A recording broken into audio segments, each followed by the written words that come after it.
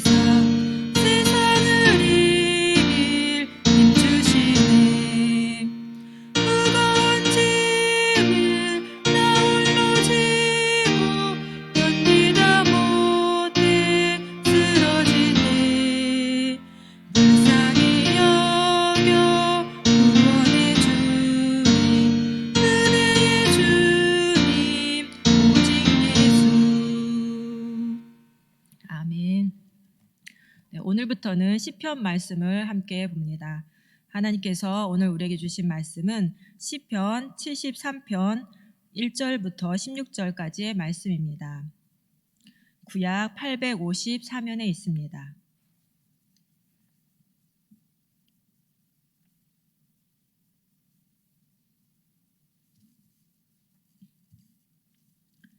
시편 73편 1절에서 6절까지의 말씀을 16절까지의 말씀을 함께 봉독하겠습니다.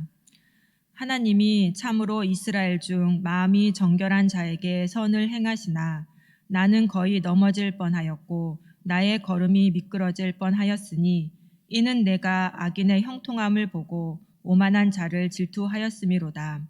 그들은 죽을 때에도 고통이 없고 그 힘이 강건하며 사람들이 당하는 고난이 그들에게는 없고 사람들이 당하는 재앙도 그들에게는 없나니 그러므로 교만이 그들의 목걸이요 강포가 그들의 옷이며 살찜으로 그들의 눈이 솟아나며 그들의 소득은 마음의 소원보다 많으며 그들은 능욕하며 악하게 말하며 높은 데서 거만하게 말하며 그들의 입은 하늘에 두고 그들의 혀는 땅에 두루 다니도다.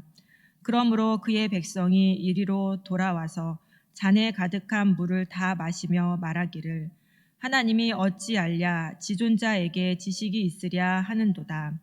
볼지어다 이들은 악인들이라도 항상 평안하고 재물은 더욱 불어나도다.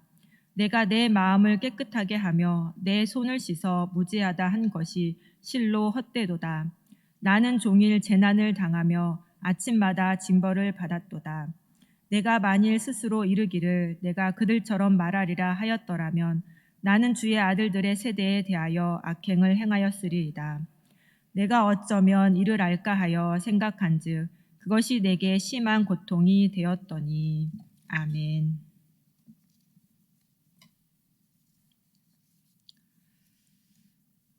시편 73편은 시편 제3권을 시작하는 첫 번째 시입니다. 오늘 본문 말씀인 시편 73편의 전반부는 악인이 형통하는 현실을 지켜보는 시인의 내적 갈등을 생생하게 표현하고 있는 시입니다. 시인은 선을 행하시는 하나님과 악인의 형통 사이에서 고통스러워하며 흔들리고 있습니다. 시인은 하나님이 선한 분이라는 사실을 잘 알고 있습니다. 그래서 시인은 1절에서 하나님이 참으로 이스라엘 중 마음이 정결한 자에게 선을 행하시나 라고 고백하며 하나님의 선하심을 노래합니다. 새번역 성경은 이 1절 말씀을 하나님은 마음이 정직한 사람과 마음이 정결한 사람에게 선을 베푸시는 분이건만이라고 번역하였습니다. 즉 하나님은 내면이 정직하고 순결한 사람에게 선을 베푸시는 분이십니다. 그런데 시인은 지금 선하신 하나님에 대한 확신과 믿음이 흔들리고 있습니다. 2절에서 시인은 나는 거의 넘어질 뻔하였고 나의 걸음이 미끄러질 뻔하였으니 라고 고백합니다. 하나님을 향한 시인의 확신과 믿음이 왜 흔들리고 있을까요? 그 이유에 대해서 시인은 3절에서 밝히고 있습니다. 이는 내가 악인의 형통함을 보고 오만한 자를 질투하였음이로다. 하나님을 향한 확신과 믿음이 흔들리는 이유는 시인이 오만한 자들을 질투했고 악인들의 평안을 보고 시샘했기 때문입니다. 시인은 악인들의 번영과 성공 그리고 부족함 없는 완전한 상태를 시샘했습니다. 그리고 마음속에서 그들처럼 살고 싶은 욕망이 솟구치는 것을 느끼며 시인은 고통스러웠습니다. 그렇다면 시인이 경험한 악인들의 형통한 삶은 어떤 모습일까요? 4절부터 11절에 기록되어 있습니다. 악인들은 죽을 때에도 고통이 없고 몸은 멀쩡하고 용기가 흘렀습니다. 인류가 보편적으로 경험하는 고난과 재앙이 악인들에게는 닥치지 않았습니다. 그래서 교만이 그들의 목걸이가 되고 폭력이 그들의 옷이 되었습니다.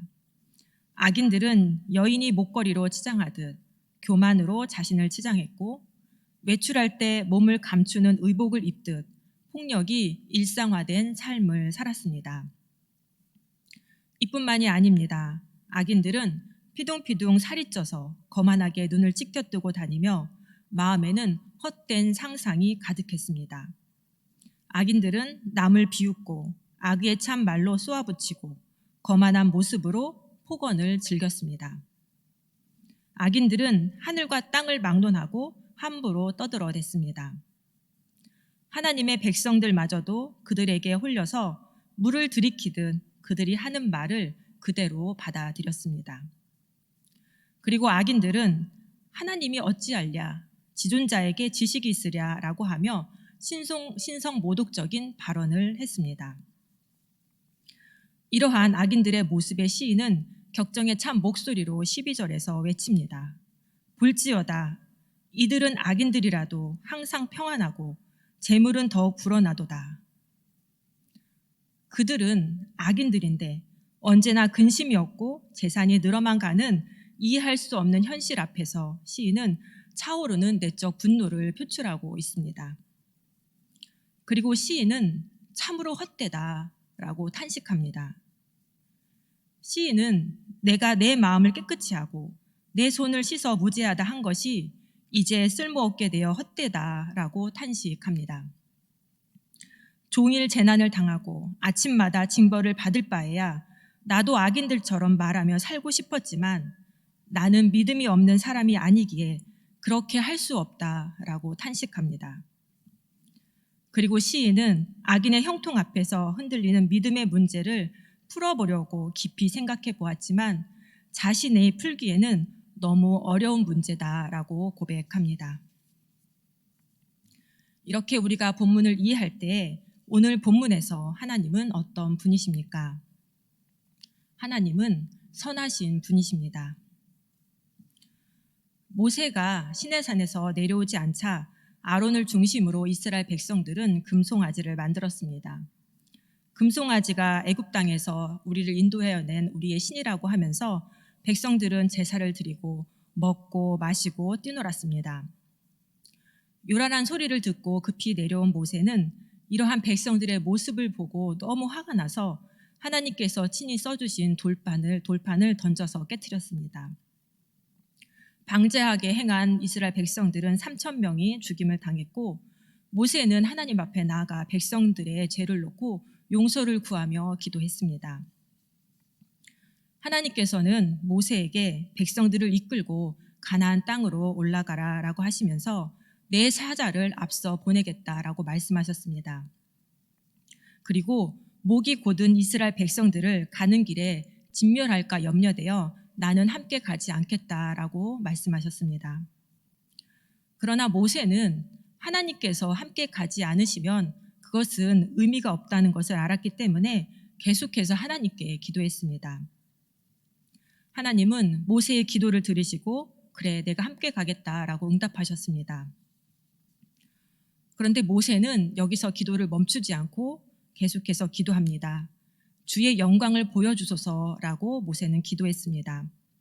그러자 하나님께서는 내가 내 모든 선한 것을 네 앞으로 지나가게 하고 여호와의 이름을 네 앞에 선포하리라. 나는 은혜 베풀 자에게 은혜를 베풀고 긍휼히 여길 자에게 긍휼을 베푸느니라 라고 말씀하셨습니다.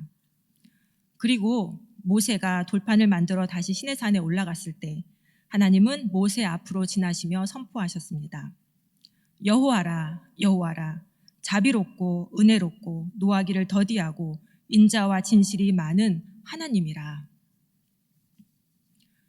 하나님께서는 자신의 선한 모습을 모세 앞으로 지나가게 하겠다 하셨는데 모세 앞으로 지나간 하나님의 선한 모습은 자비로움, 은혜로움, 노하기를 더디하심, 인자와 진실이 많음입니다.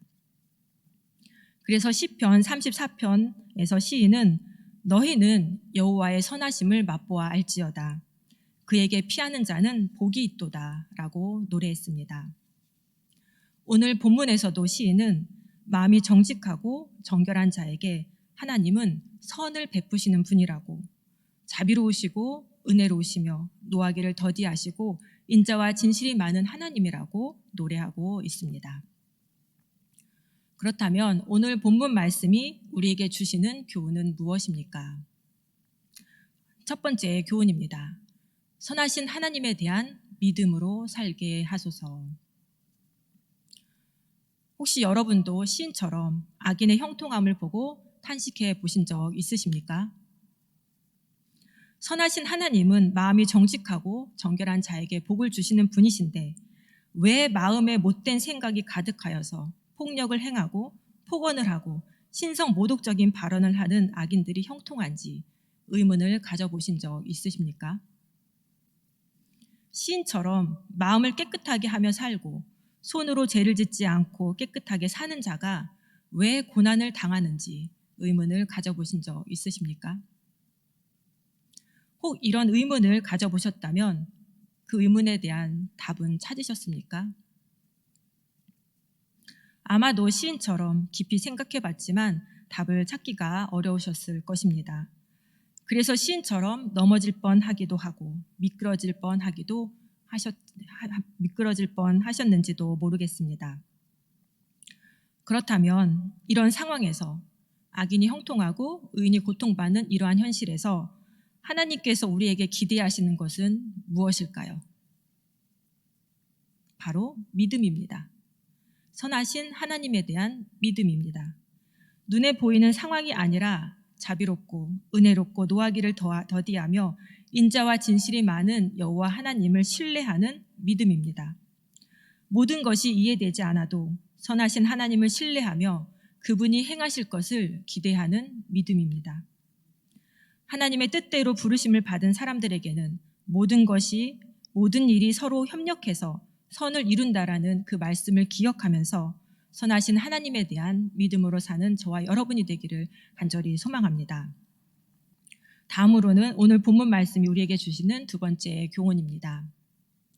우리의 마음이 정직하고 정결하게 하소서.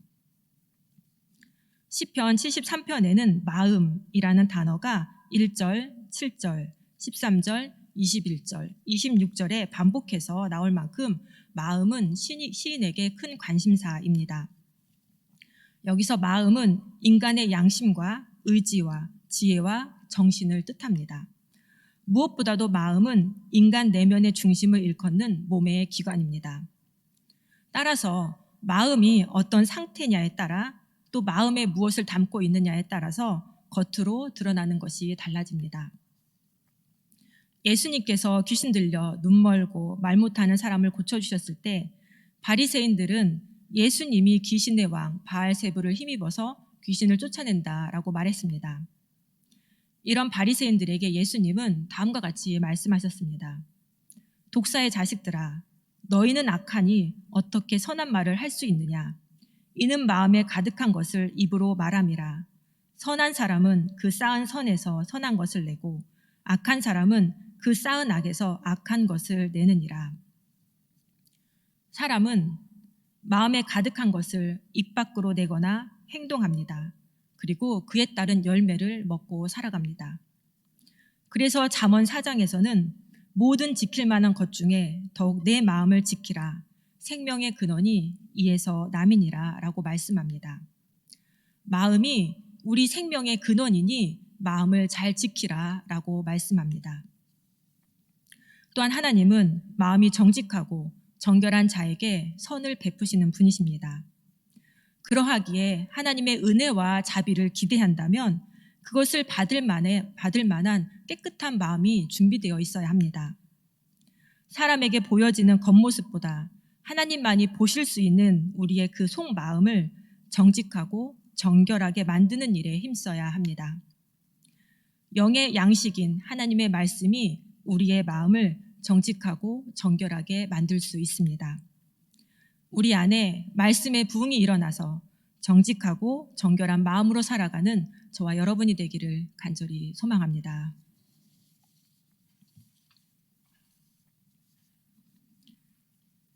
선하신 하나님, 우리가 사는 세상에는 부조리한 일들이 참으로 많습니다. 그래서 우리의 믿음이 약해지고 흔들리기도 합니다. 악인들의 형통함을 보고 부러워하기도 하고 믿음의 길을 저버리고 그들이 행하는 길로 따라가고 싶은 유혹에 휩싸이기도 합니다. 그럴 때 우리에게 자비롭고 은혜롭고 노하기를 더디하며 인자와 진실이 많으신 하나님을 온전히 신뢰할 수 있는 믿음을 주시옵소서. 선하신 하나님 앞에서 정직하고 정결한 마음으로 살 수 있도록 도와주시옵소서. 예수님의 이름으로 기도드립니다. 아멘. 하늘에 계신 우리 아버지, 아버지의 이름을 거룩하게 하시며 아버지의 나라가 오게 하시며 아버지의 뜻이 하늘에서와 같이 땅에서도 이루어지게 하소서. 오늘 우리에게 일용할 양식을 주시고 우리가 우리에게 잘못한 사람을 용서하여 준 것 같이 우리 죄를 용서하여 주시고 우리를 시험에 빠지지 않게 하시고 악에서 구하소서. 나라와 권능과 영광이 영원히 아버지의 것입니다. 아멘.